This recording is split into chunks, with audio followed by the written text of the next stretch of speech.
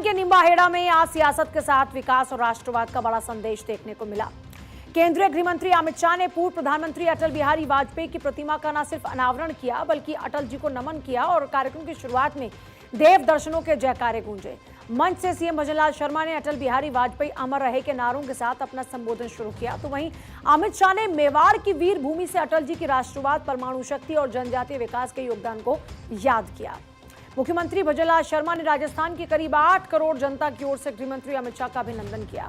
यानी एक तरफ जहां अमित शाह ने अटल प्रतिमा का अनावरण किया तो वहीं भजनलाल का विकास मॉडल देखने को मिला। अपने संबोधन में मुख्यमंत्री ने प्रदेश के 26 जिलों में दिन के समय बिजली उपलब्ध कराने से जुड़े काम का जिक्र किया और सरकार ने इसे किसानों, ग्रामीण क्षेत्रों के लिए बड़ी उपलब्धि के तौर पर पेश किया।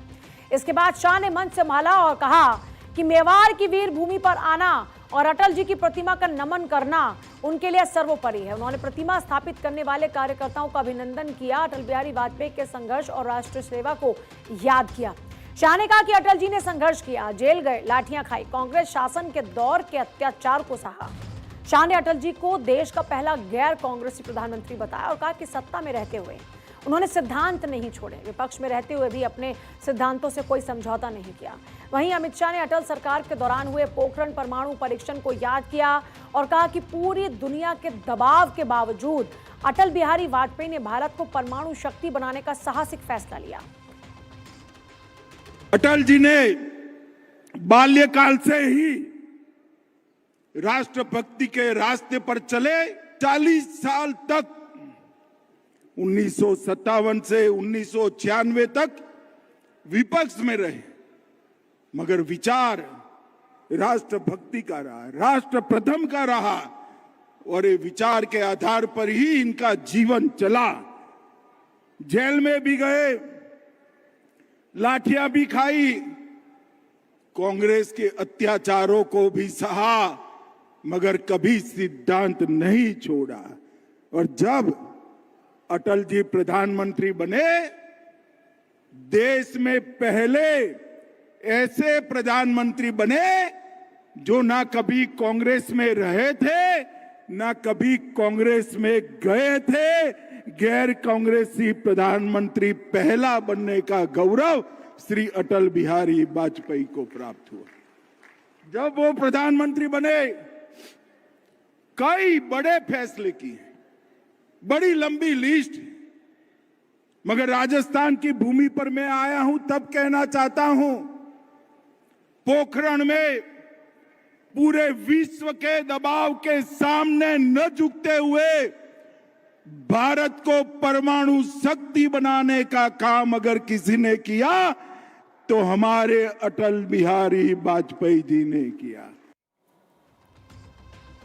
अमित शाह ने कांग्रेस के शासनकाल और मोदी सरकार के कार्यकाल की तुलना की और पानी के कनेक्शन का मुद्दा उठाया।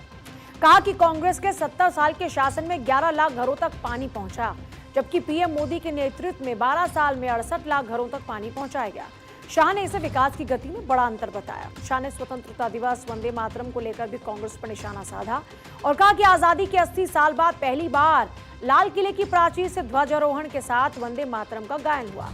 शाह ने आरोप लगाया कि कांग्रेस ने वोट बैंक की राजनीति के कारण वंदे मातरम को भुला दिया था। इसके बाद उन्होंने कांग्रेस नेतृत्व पर तीखा हमला बोला और कहा कि देश की जनता सब देख रही है। कांग्रेस ने वंदे मातरम को भुला दिया था। वोट बैंक की लालच में कांग्रेस ने वंदे मातरम को भुला दिया था और इनकी निर्लज्जता देखिए। कांग्रेस पार्टी के मुख्यालय पर वंदे मातरम का गान हो रहा था। चालू गान में कांग्रेस की नेत्री सोनिया जी ने कांग्रेस अध्यक्ष को गान रोकने का कहा। हम सब टीवी पर देखते रह गए। सोनिया जी, 140 करोड़ की जनता आपको देख रही है। आपके द्वारा किया गया ये पाप इस देश की जनता कभी माफ नहीं करेगी, कभी माफ नहीं करेगी। अमित शाह ने राजस्थान की राजनीति को लेकर भी कांग्रेस पर तंज कसा और कहा कि गहलोत और कांग्रेस के प्रदेश अध्यक्ष आपस में लड़ते रहते हैं, जबकि राजस्थान में प्रधानमंत्री मोदी और मुख्यमंत्री भजनलाल शर्मा मिलकर विकास का काम कर रहे हैं। निम्बाहेड़ा के मन से अटल बिहारी वाजपेयी की विरासत, राष्ट्रवाद, विकास का संदेश दिया गया।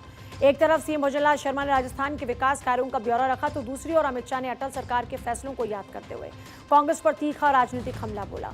कुल मिलाकर अटल की प्रतिमा के अनावरण के बहाने निम्बाहेड़ा की धरती से राष्ट्रवाद, विकास और सियासत तीनों का संदेश साफ दिखाई दिया।